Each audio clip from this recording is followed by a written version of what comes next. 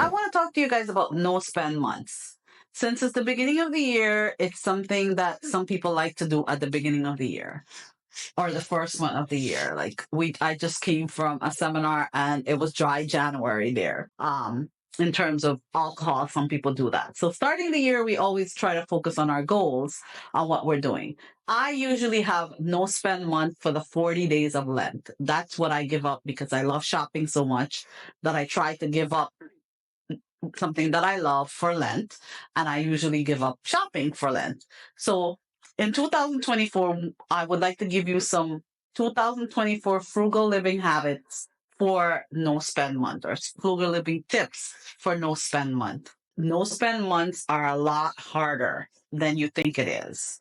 You're not even conscious sometimes of the things that I do. Like for example, I put stuff in my cart and I think about it when I'm doing it, and then I'm like, okay, I'm not spending money, so I need to stop spending the money. So I definitely want to do that. Within no spend month, you want to put your money aside for your groceries and your insurance, your rent, basic things like that. So my basic no spend month, my goal is usually to reduce the amount of spending, even when it comes to my grocery bill. When I'm going to the grocery and if I'm having a no spend month, I try to think about only spending what is necessary and what is normal to spend there. It is definitely hard to complete a full month of this. It is so hard to do it that I underestimated it. You want to be able to set yourself apart. You want to be creative. If you're going to plan a night out with your partner or somebody else, maybe you could plan a picnic or something like that, where you're doing something that is not going out to eat and spending money. One of the other things that I try to do during no spend month, I try not to buy lunch. So that's part of my no spend month, not buying lunch. So that helps also with my budgeting and to practice not spending. I didn't want to buy food at work, so I take my food. One of the hardest things that I find is mentally, of course, that your body is going to be fine if you don't buy food, but you're thinking, oh my gosh, I could do this. So you're more than anything, no spend month gets you to be more conscious of things. You want to eat more vegetables, or you want to be better at things. You want to definitely control your impulses. So you want to act on the things that you're impulsing, because a lot of times the buying that we do, we're spending money on impulse buying. Most of the time we're impulse buying. Even when we go to the grocery store, we buy so many things. I personally buy so many things that I don't need. I buy so much cold cuts that always get spoiled in the fridge. So you want to be in a no spend month. You want to be conscious about your impulse buying. You want to be conscious about buying things that you don't need.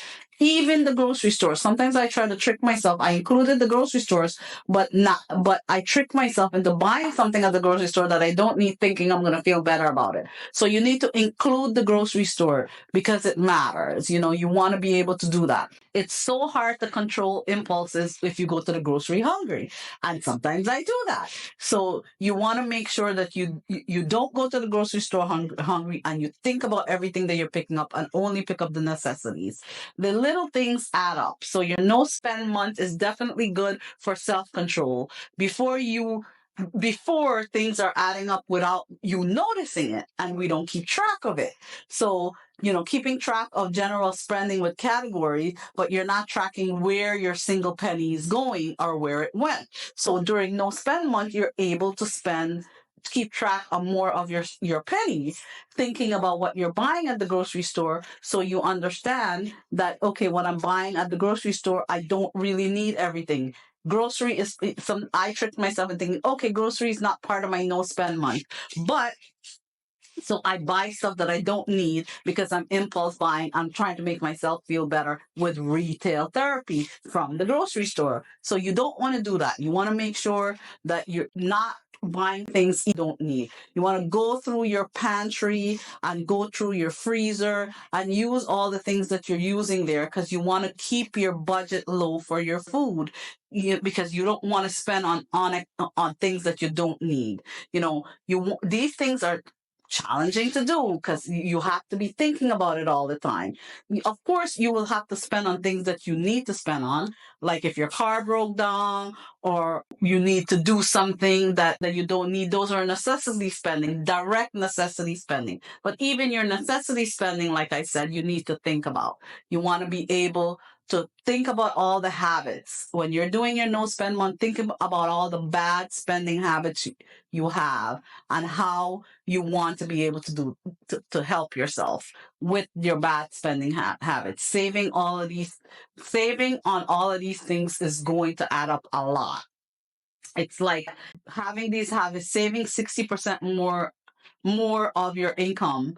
It's all about the habits and and that is built around your money. What are the habits that you're building around money? Try your own no spend month, make your own rules about it, and make sure that you are thinking about every habit, you're thinking about where you're spending, and always include the different things that you're spending on, and in each different category there are unnecessary expense within that. So be aware of everything. Thank you so much for tuning in. As always, feel free to give me a follow to get updated on new and upcoming episodes, and listen in every Tuesday and Thursday, where I teach you smart money habits so you can make better money choices with a financial goal focus.